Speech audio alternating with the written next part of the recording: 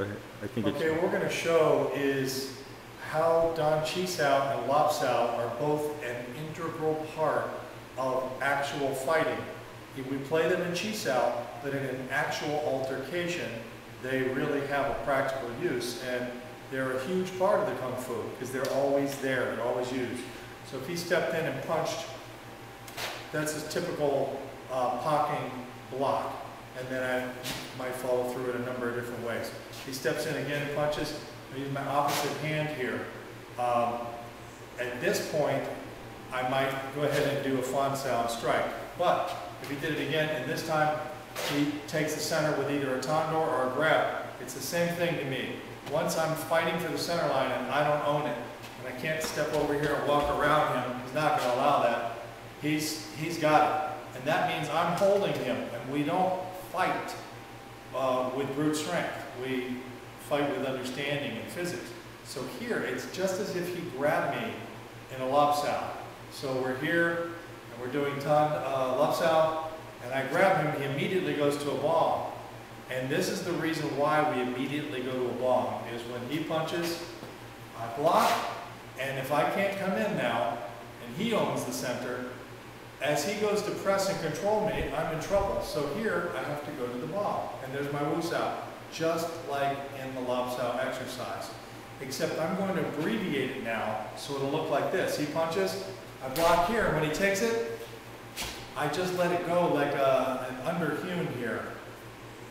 Instead of going up to the bomb, maybe dropping my hand and see what I can do, immediately he punches, I know I don't have the center line, and I'm already on his throat before he realizes what happened, unless his Wu Sao does protect him in the background. If he's able to catch it and protect himself with the Wu Sao, in which case he's probably going to cross the center line to stop this, in which case I'm just going to come right over and give him one of those, which there's a number of places in the forms you'll see those. So on this side, he punches, there's my block. You're not going to reach up and go like this. That's why on Lap Sao it's never good to go like that, because you need to control the arm at all times. You go like this, he might go to a bomb, do a Lap Sao, and then I get driven up over his head. That's bad Kung Fu. So he steps in, I block, maybe I can pocket or jut him and strike, and there's his Wu Sao he's protecting himself with. He protects himself with the Wu Sao. I come over and strike again, and that's third form. So again, he punches. I'm using an opposite block, but the point is, when I go to grab or push or control the center line, if he doesn't go to that bomb like in Lap Sao, if he doesn't go to the bomb like in Lap Sao, he's going to get struck. He may be able to block it, but it's not good Kung Fu. So when I go and block, as soon as I do this movement, he's a little collapsed actually, shouldn't come that close. Should still be out here. He should be in the bomb already, so that he's got me here. If he goes in the bomb late, he just drives it into his own eyes or his own face.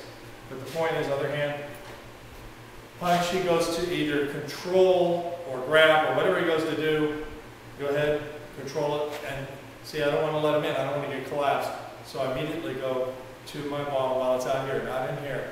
Go to my bomb, get my Wu Sao, and I'm on it. If he happens to use his Wu Sao in the back, then that's his mechanism for protecting himself. Didn't even see it really, and yet I did it. I had to touch.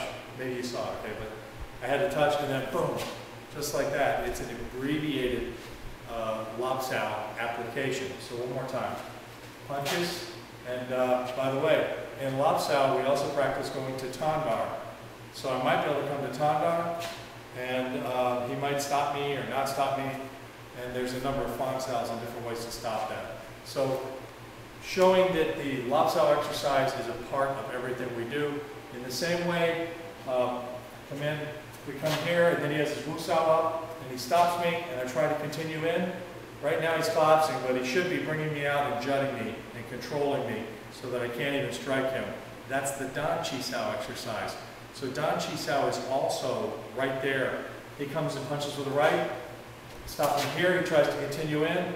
That pop is similar to the Dan Chi exercise. But either way, you need to know how to pop, you need to know how to jut, and the Zhang teaches us how to. When he comes here, he resists me, and I can jut him down and then strike, which would be similar to taking the jaw here and there and striking. So this movement, this short, tight, connected, glued together movement, that jaw right there that you practice, we're using him. We punch, he continues in, I jut him down and strike him.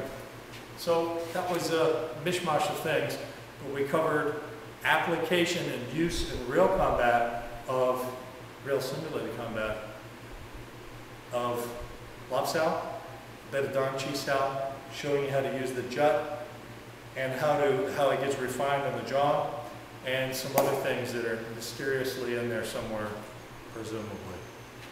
That's it.